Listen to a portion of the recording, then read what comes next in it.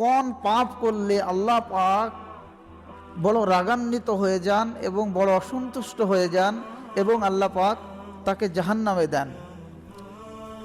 যতগুলো পাপ আছে কোরআন হাদিস মন্থন করে আমরা পেয়েছি, তার মধ্যে 1 নম্বরে সেটা গত সপ্তাহে আমি আলোচনা করেছি, সেটা হচ্ছে শিরিকের গুনাহ।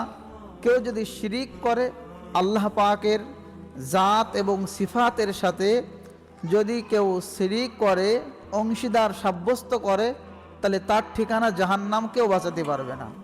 নাম্বার 2, আর কি কারণে মানুষ জাহান্নামে যাবে? গভীর মনোযোগ দিয়ে শুনতে হবে।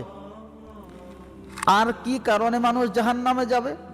আল্লাহ সুবহানাহু ওয়া তাআলা সূরা মুদ্দাসসিরের 43 নম্বর আয়াতে কারিমার মধ্যে পরিষ্কার জানিয়ে দিলেন। কি বললেন দেখেন, ফি জান্নাতি ইয়াতাসাআলুনা আনিল মুজরিমিন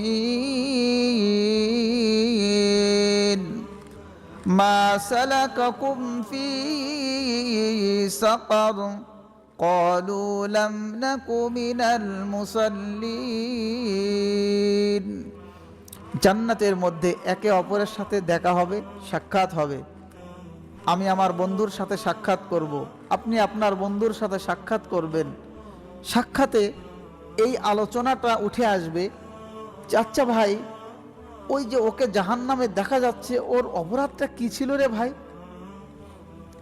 জাহান্নামীরা শুনে ফেলবে, এই যে কথা বলবে একে অপরের সাথে, জাহান্নামীরা শুনে ফেলবে।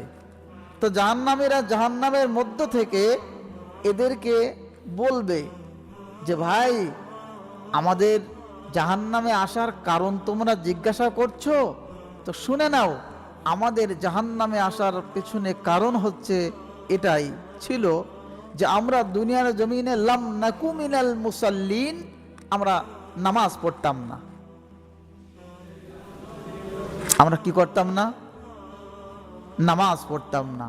তাহলে নামাজ না পড়লে, পবিত্র কোরআনে সূরা মুদ্দাসসিরের 43 নম্বর আয়াতে আল্লাহ পাক বলছেন যে জাহান্নামে যাওয়ার কারণ হচ্ছে নামাজ না পড়া।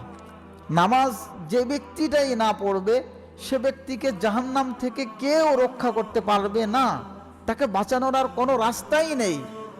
যে ব্যক্তি নামাজি নয়, তাকে জাহান্নাম থেকে বাঁচানোর কোনো রাস্তাই নেই, কেউ পারবে না। কারণ আল্লাহ পাক কোরআনে ক্লিয়ার ঘোষণা করেছেন। আল্লাহ বলেন, 1 নম্বরে কারণ হবে শিরিক, 2 নম্বরে কারণ হবে নামাজ ছেড়ে দেওয়া, আর 3 নম্বরে কারণ কি? আল্লাহ পাক বলছেন, ওয়ালাম নাকু নুতঈমুল মিসকিন,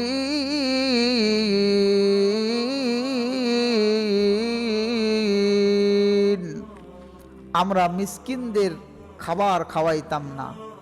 গ্রামে যারা মিসকিন হয়, যারা গরিব শ্রেণীর মানুষ হয়, অসহায় হয়, যারা দুর্বল হয়, যারা তালেব এলেম হয়, এদেরকে খাবার খাইতে দিতে হয়, এদেরকে খাবার দিতে হয়। এদেরকে খাবার দিলে আল্লাহ পাক খুশি হয়ে তার নামটা জান্নাতের খাতায় লিখে দেন। সুবহানাল্লাহ বলেন। আর যদি আপনি নিজে পেট ভরিয়ে খেলেন, অথচ আপনার বাড়ির পাশে একটা এতিম, আপনার বাড়ির পাশে একটা গরিব, মিসকিন, অসহায়, সে ব্যক্তিটা খাবার পেল না, খিদের যন্ত্রণায় দুপুরবেলা উপোস করলো, রাতের বেলাও সে ব্যক্তিটা উপোস করলো, খাবার কিচ্ছু নাই,